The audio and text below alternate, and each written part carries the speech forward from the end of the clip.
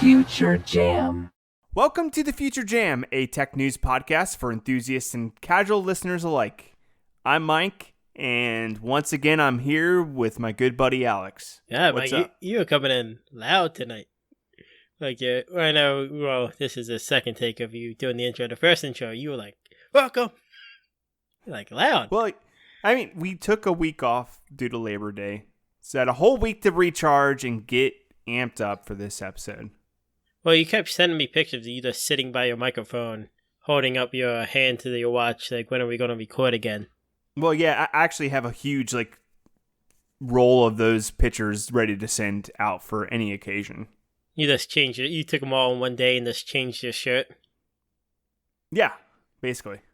So anytime I need somebody to hurry up, I just send them a picture with me pointing at my watch. I don't even own a watch.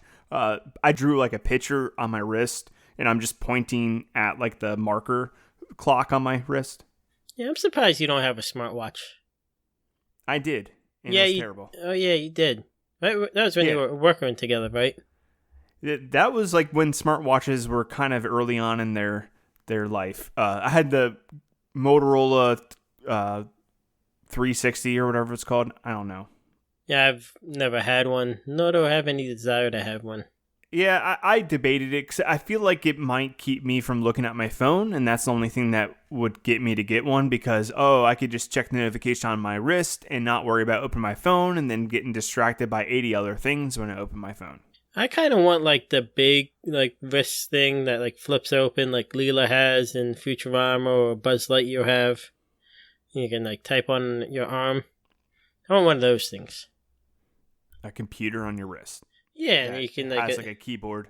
Yeah, a holographic display, all that jazz. Yeah, I imagine the first thing would just be a screen that pops up and it pops up and you can type real fast. That kind of reminds me of everybody, every time there's a new iPhone announcement or every time there was a new announcement for a new device, people would always have all these crazy speculations of, the new iPhone's going to have a projector on it and it'll project the keyboard onto your table and you can type with it and it's going to have a built-in kickstand so you could use it as a computer. People would always have all these crazy predictions of what the next iPhone's going to have. But didn't they kind of do that? No. I thought that keyboard thing was a thing they announced but never got off the ground. No, that's never been a thing, ever. You probably just read some dumb article of somebody saying this is going to come out, and it never would. The kickstand thing is pretty true, though. No. Yeah, but you have people... You could buy a case with it. Well, you buy the case, but that thing... They're never going to put a kickstand on the actual phone, but now they have your pop socks and the cases and all have them. That was kind of a thing. I'm just more talking about people coming up with crazy things that the iPhone would have, and the iPhone's been pretty standard. So yeah, since I feel the past 3 or 4, they upgrade, they get the cameras, the last biggest upgrade was when they added the third camera, the 3-camera lens. It was the real big. That was the big change. Well, yeah, the big change was when they added the notch and the face unlock, got rid of the fingerprint reader. Yeah. Then they added the camera bump on the back with the additional lenses, 3 or 4 different lenses. Slow progression to bigger screen sizes and all that nonsense. We'll just come back to Dumb Tech of the Week and just talk about the Apple announcements from this week.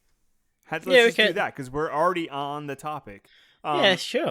Screens are getting bigger.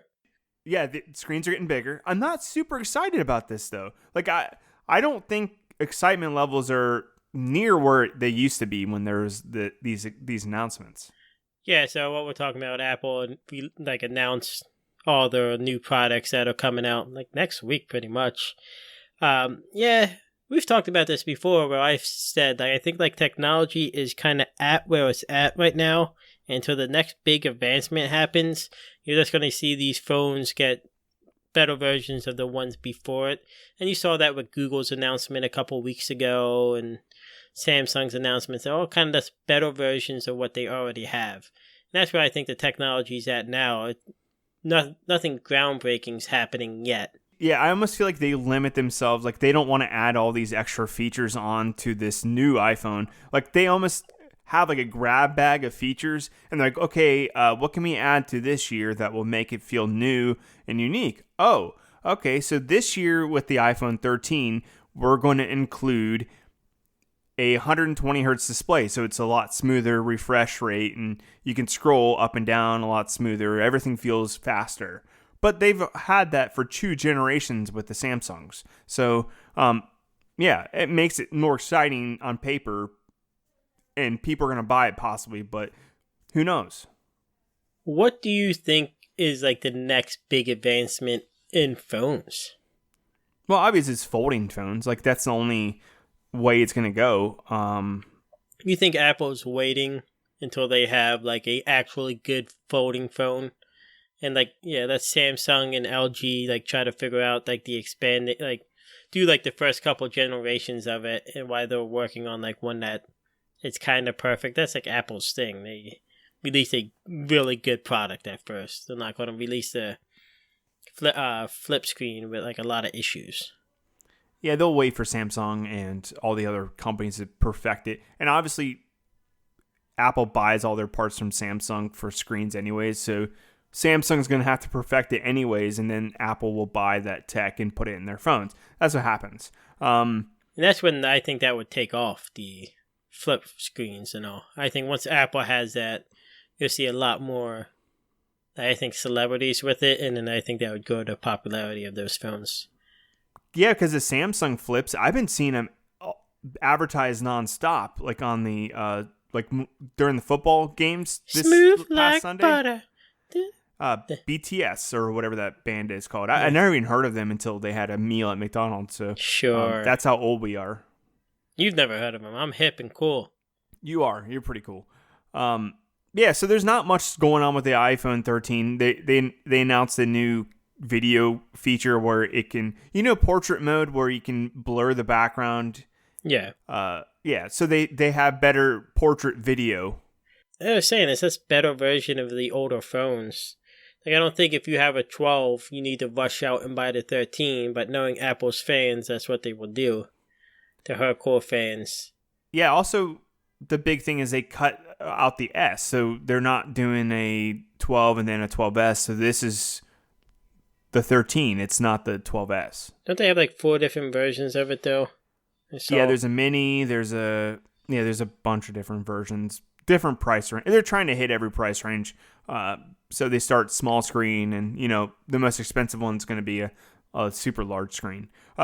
More durable, less pronounced camera bump on the back. There's also the Apple Watch 7. There's not much different with that either. It's just bigger, and now it's dust resistant. I didn't know that the other ones weren't dust resistant. Yeah. Does that make sense? Yeah. You're always walking around that giant room of dust in your house. I do, yeah. And also it's more crack resistant. They could just throw out these claims and buy a new one because it's more crack resistant. Honey, why are you getting a new one? Oh, mine could crack. You never know. That's true, it could. Good excuse to buy a new one. I didn't realize they were on 7. Yeah, they've been going for a while now. And then finally, after 2 or 3 years of not having a new iPad mini, they have a new iPad mini. I think that's the iPad I would buy if I would buy an iPad. Yeah, it looks cool. We have an iPad that's super old, like 6-7 years old, maybe. Yeah, this one has USB-C finally. Bigger screen. And it also has the pencil support, so that's cool. When is the iPhone getting USB-C? It still has that stupid proprietary Thunderbolt charger. They'll never get rid of that. They need to. And then finally, the iPad, they refreshed it again. What does it have? A 12-megapixel front camera. Run out to the store now. You want to look good in your Teams meetings or your Google Meet meetings or whatever they call them now. Mike, can we pause the podcast? I'm going to go out and get one. Well, yeah, you look terrible right now. I think you need a better front-facing camera. Oh, I look handsome as can be. You do. Okay, correct. Especially being really fuzzy, you even look more handsome that way. Thank you. That's just my natural face. I have a blurry face in general. Your face is just naturally blurry. Yep. All right. we'll come back to the dumb tech of the week. So we have 2 things in here today. You put one in, I put one in. We'll let the listeners decide which one is more dumb on this week's dumb tech of the week. All right, yeah. So you added one about the Gmail app upgrade. Yeah, you can make phone calls through Gmail now. Like, why? That is... So, like, Google is trying to make, like, Gmail pretty much like Outlook. Like, but, like, this one-stop shop for all communications through your Gmail. And now you can make calls through your Gmail. I don't see anybody ever using this. Why does this anger you? I just don't see, like, it was like a big rollout from them. And well, I mean, if your company used Gmail, like you're responding to an event or whatever, you're in your emails reading about events or I don't know, something along those lines, you could just jump right into a call right away. I guess that sounds like easy and useful instead of having multiple browser windows open, one with the Meet and one with the Gmail. Yeah, so yeah, they're pretty much rolling everything in the Gmail. So like the Spaces. What's Spaces? I guess Google Rooms is getting replaced by Spaces. Oh, okay. So that's one of the rollouts. And then they have Google Meet. Yeah, and then they're going to eventually roll out the making the phone calls through Meet. But I just think it's dumb. Well, it's all for work from home stuff. They're playing catch up to Microsoft, and Microsoft's still king, but Microsoft sucks too. So because we use WebEx and all now. And WebEx is probably the least used that I know of, and probably the most outdated. I work with a lot of different clients, and hardly anybody uses WebEx anymore. I don't mind WebEx. It's simple. Yeah, it's simple and expensive. Anything from that company is super pricey. Let's jump into my dumb tech of the week. This is just something that came across my news feed, and I just was befuddled because I thought this device already had this functionality. Me too. So the Nintendo Switch just got an update to include support for Bluetooth headphones and speakers and the likes of that. So this device has always had, the whole time it's been out, a Bluetooth chip in it, but they weren't allowing users to use it for... I have no clue why they wouldn't allow people to use this. Yeah, I'm trying to think, why wouldn't they? And like what they released, they really limit it anyway. Like it's... you can only use only 2 controllers at once. Like you can... you can't have, like, if you're playing the game with more than 2 people, it won't work. Well, yeah, it probably only has support for 1 Bluetooth device. Yeah. My guess is. But you can save up to 10 on there, so... So why do you think they didn't include this? Do you think it's had something to do with, like, they wanted to make the battery life look better on the device? So if you use Bluetooth, it hurt the battery life? Or is it one of those things where they're worried about the Bluetooth being hackable and people could break the system? The battery thing's interesting. I didn't think about that, but that also could be it. But I was thinking more security. And also, I don't think Nintendo cares. Yeah, they don't. I think they're fine with being outdated. I think they're fine with releasing a product that's like very bare bones and just does what it does. Nintendo has been making the same 5 games for like the past 20 years. And everybody loves them. And that's all Nintendo has to do. They're going to release a Mario. They're going to release a Zelda. They're going to release a Super Smash. They're going to release a Mario Kart. And then they'll release a Pokemon game. And then everybody loves them. But do you know how pissed I would have been if I would have bought a Switch and then realized I couldn't use my Bluetooth headphones with it? Like, you just assume that any portable device you buy now, out of the box, is going to have Bluetooth built in. Well, it did have Bluetooth built in, but they were just too dumb to, like, unlock it. That's just too dumb. That makes me so mad. It makes me so mad. I don't think they care. Oh, man. I also think they're like, well... Because they market it to kids, even though a lot of young adults have them. They're like, well, the kids aren't going to have Bluetooth headphones. And like, okay. Did they sell headphones with it that you can buy to play with it? Yeah, I just don't know. I would really love to know why they didn't have Bluetooth, but maybe it's a latency thing where there was a delay in audio, and so when you're playing a game, they had audio delay. They're probably not good at programming because they're not really a technology company per se, so maybe they had to work out all the kinks this whole time. They're working out the kinks, or they're more worried about other things. I don't know. You want to move on? I just don't think they care. It didn't stop the Switch from selling, so it wasn't like a feature people were demanding. So they're like, why should we force it? We don't care. I'm not buying a Switch either way, but if I did, I would have been pretty ticked about this news. Well, and then happy on the flip side. You ready to jump into Tech News Bites? Yeah, let me get my timer up. Tech News Bites. Okay, go, Mike, go. First one up is barely anybody is using Apple Pay in stores anymore. I added this one because it kind of went against what I thought. This company called Payments did like a study and a survey of sorts, and only 6% of the people who responded to the survey said they used Apple Pay. That seemed very, very low from what I thought, like in my head.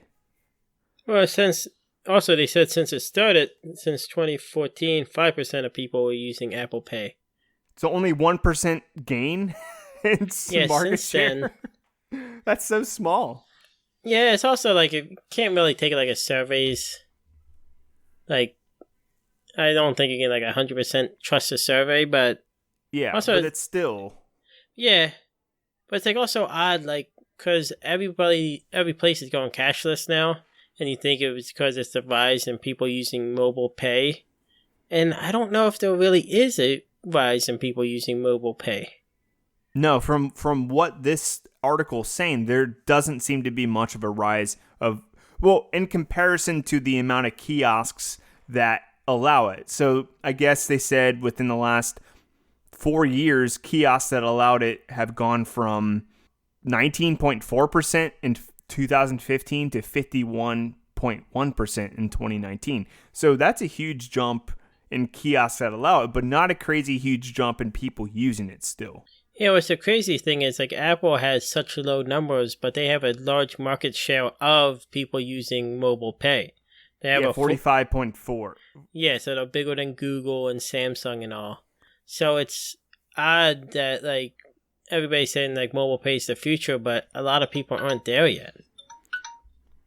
So let me pose this real quick before we jump on to the next one. Do you think it's because people get really frustrated when they go to a place and they don't accept it, or they say, oh, we don't accept Apple Pay here, but we accept this other payment method? I think it's just people get frustrated with being denied, and they're like, well, I'm just not going to use this anymore because it just doesn't work. Or like, why would I waste my time getting this out of my pocket when they'll deny me? I could just pull out my card to save me a lot of time, you know?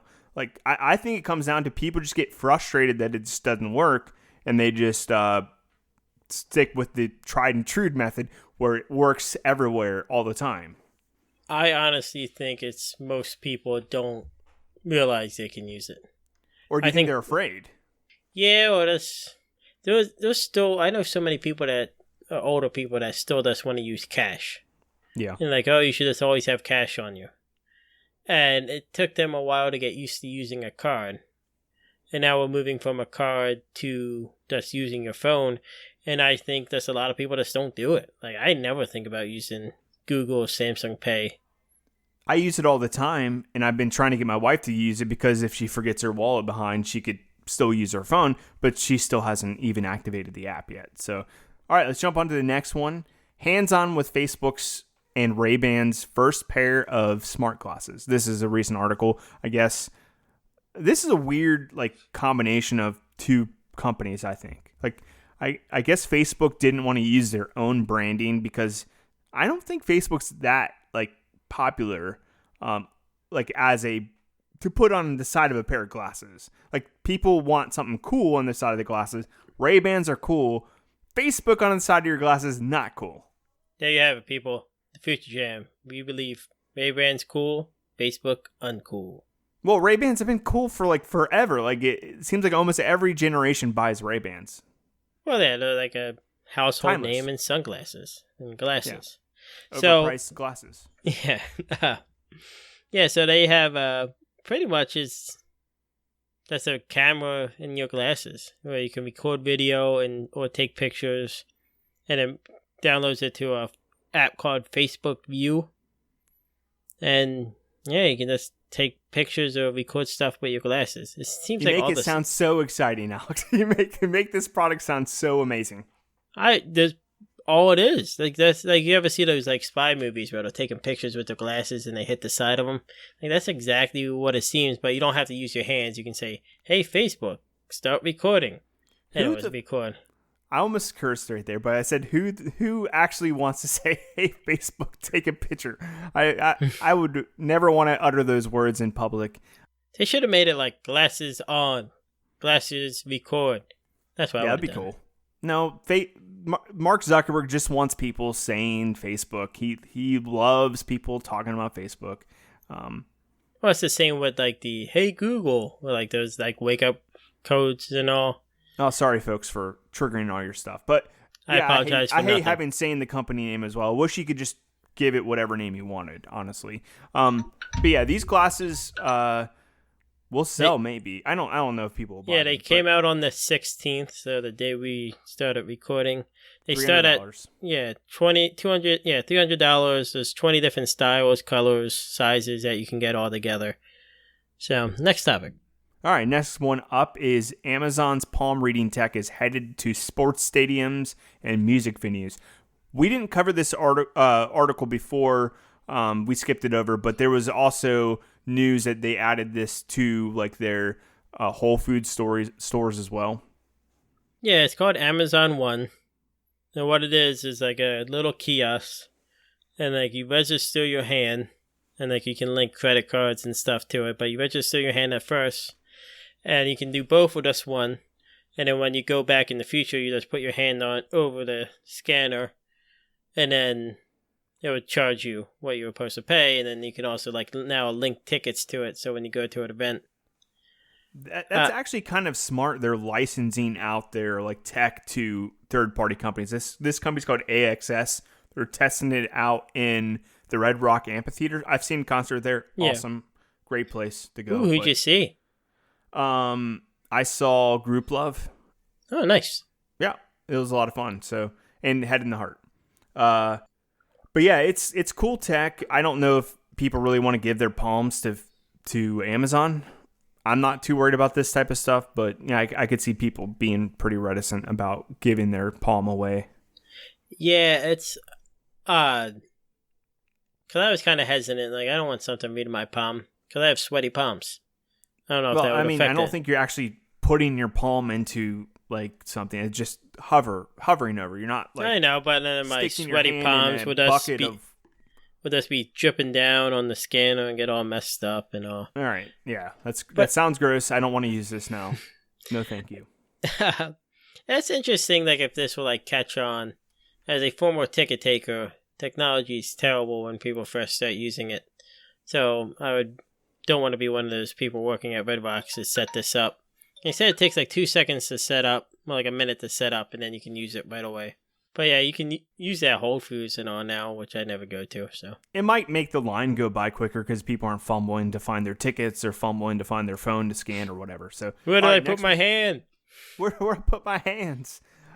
Next one up is Whoop's new fitness tracker is better thanks to a battery breakthrough. Honestly, I'm not going to even really talk about the Whoop fitness tracker because that's kind of more of a backdrop to like this new battery tech. So yeah, there's a fitness tracker. It's small. It can fit a lot of extra sensors on it because the battery's so dense. Exciting stuff. Not really. Nobody's going to buy this Whoop tracker, I don't think. It's more of a pathway for this company to get their battery on the market and to kind of test it out and other companies to possibly buy their battery tech. Sela is the company.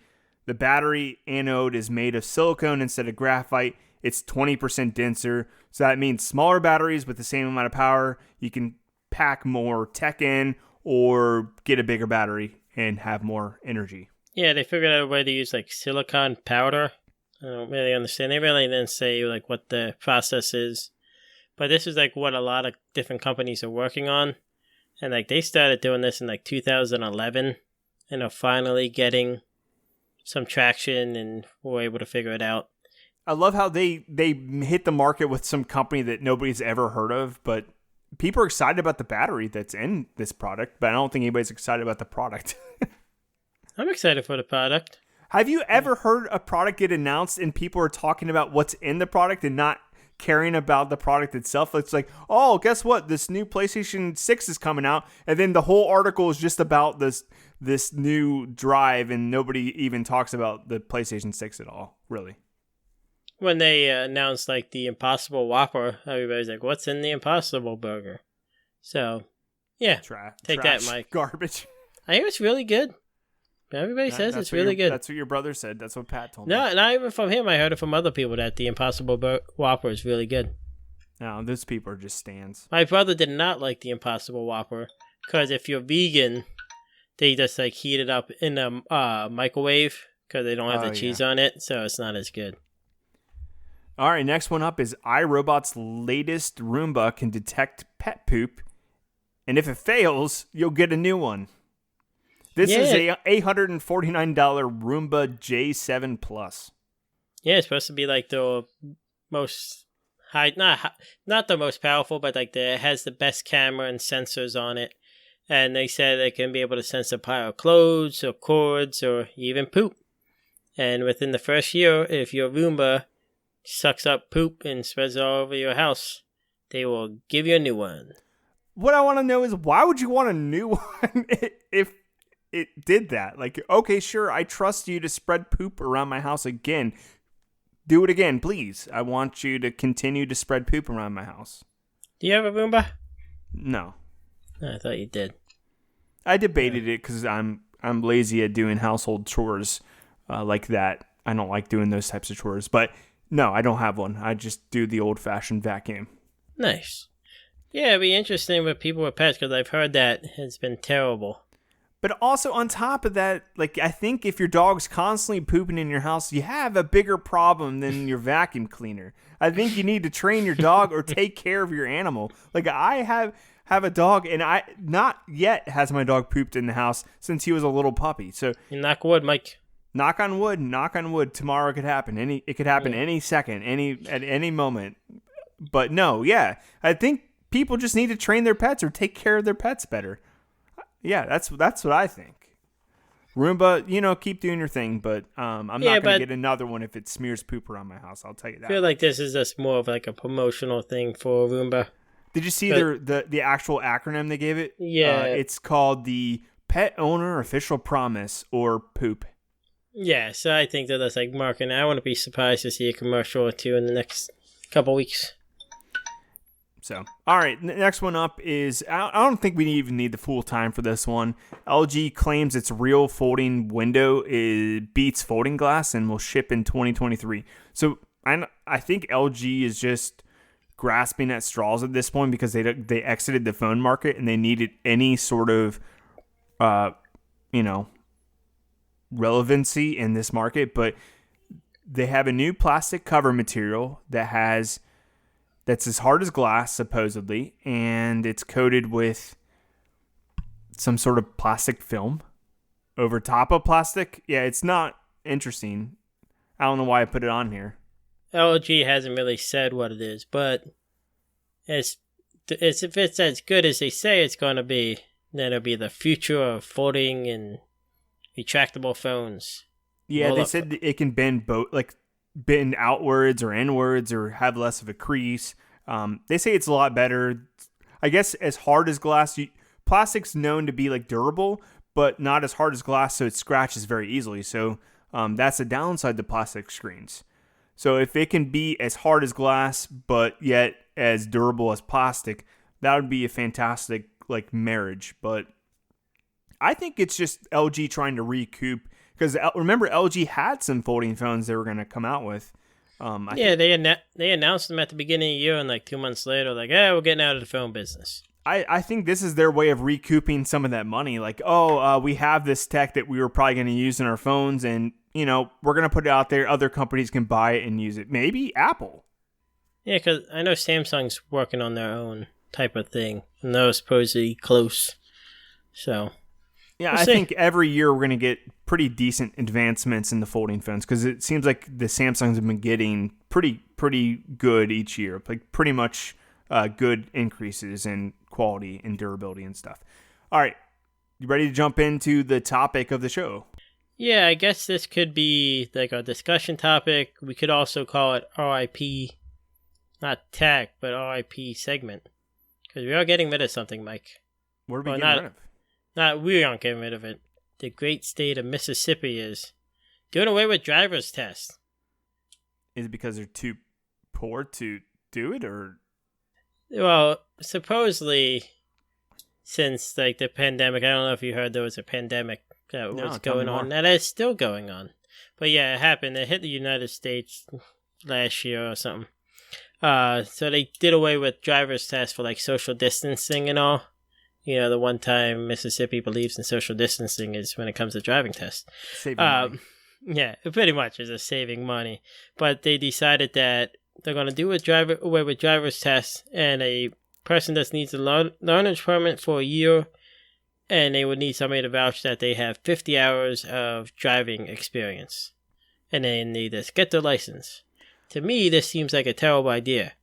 Well, it does, but then I also read that their driving test to begin with is not that hard at all anyway. So their driving test was this: drive around the parking lot and park in a parking space.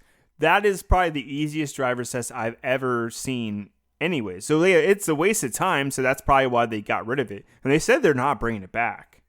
No, it's just like so odd because how many people just like, oh, you got your permit, and then like a year later, like, yeah, let's go get your license. They're saying that a legal guardian or parent has to sign off on the 50 hours. But how many people are going to lie about this and a kid that shouldn't have a license has a license? I don't know. That's the question we all have to ask. Yeah.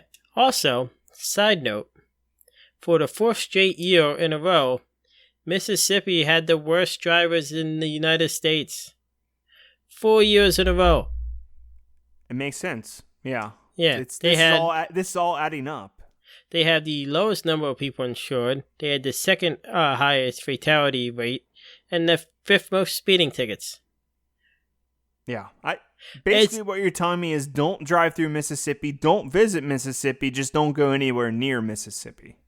I've been to Mississippi once, and it was nice, but probably never go back again. So the only thing I remember from Mississippi is going on a road trip down to Louisiana, stopping at a restaurant and finding Slice on a vending machine, like the soda fountain machine, and it was the best Slice I've ever had. That stuck with me all these years. That probably happened 25 years ago, and I remember to this day drinking that Slice and having a good old time. But then the rest of Mississippi, no, I will never go back. It's funny when you remember something like that good. There was the McDonald's in West Virginia by the Cabela's. The greatest fries I've ever had in my life. They were just like perfectly done. Best fries, like right out of the fryer. I still think about them when I lay awake at night. I think we're just a little fat. No, but like it's crazy to me. Like there should be some type of test. Like when I got my driver's license, I was like 19, I think. 19 or 20. I waited a little bit. I just had no desire to get my license. And I eventually got it. But I only had like 2 hours of driving experience. It was like maybe 3. But it was not much driving. My dad took me out a couple times. I took it. But we had to go out like on the streets in Philly, which not a great place to drive. No. Especially if you have no idea what you're doing. First they make you do a parallel parking. If you fail that, then you just fail. They don't take you out on the street. But I had to go out and go around, like drive a couple blocks, then come back. And it was fine. Like it is nerve-wracking, but I think there should be because they are like a unbiased third party that should be judging you on how well you can do the basic driving. And like how many people do you know? Like I know like I know parents of kids that would just like, yeah, go get your license. Like they don't want to be bothered to teach them really how to drive, and like they're like, oh, they don't need 50 hours. Like it should be one thing like, well, hey, you have to go to like a like certified driver's school.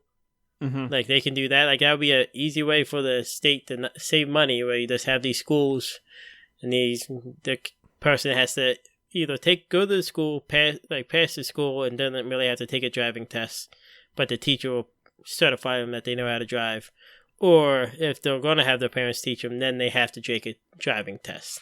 I think they should use tech. So they should be like for your first year of driving, you have like the dash mounted cam, and you know how I forget which car insurance company would do this, but they give you a little dongle that went into your car, and it would see how fast you stopped and other things. What is that, Esurance? Esurance or something along those lines. So yeah, that plus the dash mounted camera, over the year it can just keep track of how well you drive, and then at the end you get scored and you get your license or you don't. Yeah, and kids are terrible drivers anyway. My sister-in-law got hit coming out of Kings Island. She was the fourth car through the light, and this kid had just got his license. Blew through the red light because he was videotaping himself driving, and like hit her car into like a ditch. Jeez. And the cop was like, well, we got the evidence. He videotaped himself driving. Like we had it. Like luckily she was okay and the kid was okay, but like kids are dumb when they drive. Which there was actually a report done that like for like, you know, the safety assist that your car has, like if you're veering off your lane or something stops ahead of you, like the driver assist that all cars kind of have now, the newer ones. Yeah, that's I just test drove a car the other day, and when I was what kind? One of those new Hyundai Santa Cruzes, they're awesome. Definitely pretty much sold on that thing, but it's like an SUV truck, beautiful. But yeah, I was at a light and the car in front of me like moved and went left, and the dash alerted me saying, "Hey, the car in front of you like drove away. Time for you to go." Nice. So yeah, I guess they include that now because so many people look at their phones while they're at the light and like, oh wow, my car will tell me to put my phone down. You dumbass. My car has like the one like if it's like I'm going too fast and like they see something ahead of me, it like beep. But it always does it over like the Southgate Bridge. If you don't live in, it always does it when I'm going up the bridge when there's no other traffic. It would like beep. Like I don't know if it like. It's probably like picking up stuff on the ground or... Yeah. But they're saying cars with that in it for kids under the age of 25 are more likely not to get into an accident. Well, yeah, because when they're not paying attention, it'll brake for them or it'll like warn them that they're getting out of their lane, or, you know, it has those cool features that, you know, as you're a more experienced driver, you probably don't need them as much because you're pretty proficient, or you should be, but... Yeah, like that makes sense that people under the age of 25 are still learning how fast to stop and all that. Yeah. It makes sense that it would help out in those situations. Yeah, but it was like interesting, like the study actually like proved it. It shows that stuff works. But on the flip side, I showed you the new study about Tesla's autopilot and how if it's too good, people just don't pay attention at all. Yeah, and that's always kind of been like the worry where like the autopilot is supposed to be a feature where you're still in technically control, but the car is doing anything. And the off chance that the car messes up, you should still be in control of the car. But the issue is like how, and we've talked about this before, like how these cars are advertised and sold and all. It's, you just like look away and look at different stuff and all, and not be in control of your car. And that's what they notice that a lot of drivers do when this feature is engaged. So maybe the happy medium is like the first study, smart little additional things to help you out, but you have most of the control. That's good, but we're not at the point yet where full autopilot is safer than the partial like safety. I don't think we'll ever get there. No, I think we will. I don't know. With technology, like in all like technology, like, you know, like your phone just acts up for a second, you know? Like, what happens if that's your car? Like, you should still be paying attention. Like, all it takes is, like, that one...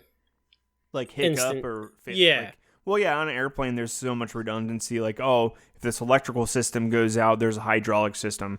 All this redundancy, they'd have to build a bunch of different redundancy features into the car. So if the computer system goes out, then there's something else there, but that should be you, probably. Yeah, and all airplanes have a pilot in case, like, the worst case scenario, they can try to at least do something. Yeah, because I think the idea for some of these cars like coming up that have full self-driving, they're not even going to include steering wheels on some of them. Well, what do you put your hands on? Your hips. You just sit there, like, with your hands, like, folded, like you're going, like, it's like on, like, a bus or something? I don't know. Yeah, it sounds awkward, yeah. Maybe a toy steering wheel so you can pretend like you're driving, like The Simpsons. And, like, you have, like, a honk, like, Yeah. Yeah, how do you honk at somebody that cuts you off? Maybe the AI will honk at somebody. Yeah, that's what, like, they keep saying we're, like, close to, like, completely autonomous cars. I don't think so. But, like, if kids aren't going to have to take a driver's test, then... Yeah, Tesla just released their Beta 10, and I think it's incrementally getting better. And I think Tesla, even though we're lambasting them a little bit and saying they suck, which they do over promise and under deliver, in my opinion, I think they are ahead of a lot of these other companies. Just because by far. They have so many cars on the road, and they have so much more data, like a huge tranche of data to go through that they can use. So I think Tesla will get there first. Just how good it's going to be, nobody knows. I know it, like, the goal is, like, to have eventually trucks just be, like, automated because they're having trouble finding truck drivers and all. But I still think somebody should be, like, controlling them from somewhere. Yeah, there'll probably be some sort of remote access. Like, oh, the truck's having issues. Can you hit the red button and you'll jump right into the driver's seat? Maybe something along those lines. like an air traffic control, but like for these trucks like that's watching them. My thought would always be like, hey, on the highway they're driving, but then once they'll pull off to like a center and somebody can get in and take it the rest of the way or something. Yeah. I don't know. And there's always been talks about building highways that are just for trucking and stuff. I think I've heard of people talking about stuff like that before, and I don't know if that will ever happen or if it's necessary. No, it would never happen. People don't want to pay for infrastructure. Yeah, too it's expensive. Odd. Well, both parties agree that we need infrastructure, but you don't want to pay for it. Yeah, which I'm all for paying for infrastructure. Do you have anything else to add before we jump off here, Alex? Just that everybody have a great week. Yeah, everybody have a great week. Keep an eye out on the feed. We're going to be launching a new show soon. Not giving a name out yet, but keep an eye out. It's called The Future Jam 2. Even jammier. Ooh, I like that. It's not called that, but yeah. You can find us at The Future Jam on Twitter, Instagram, Facebook. I'll probably post something out there here soon about this episode. Put a little picture. It'll be fun. Yeah, it's always a good time. Get on the socials. And we have a number. We had one or two callers. I don't even remember the number. I think it's 513 Bot Cola. You know the number. You act like you don't know it. You know the number. Leave us a voicemail. We'll play it on the show. And it doesn't have to be about anything. If you just want to rant about something, you just want to say hi, you want to talk about sports, do you want to talk about the movie Heidi with Shirley Temple, if you want to talk about that, just leave us a message. Who on earth is even speaking that sentence? Like, hey, you want to talk about Heidi? What did you see, like a commercial, or did one of your kids like make you watch the Shirley Temple box set over the weekend? Or no, it's, for some reason it popped in my head at work today. I don't know why.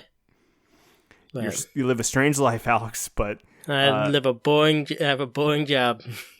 I'll see you Sunday to watch the Bengals. Yay! Who day? Said it for football, not the Bengals. All right, catch you later.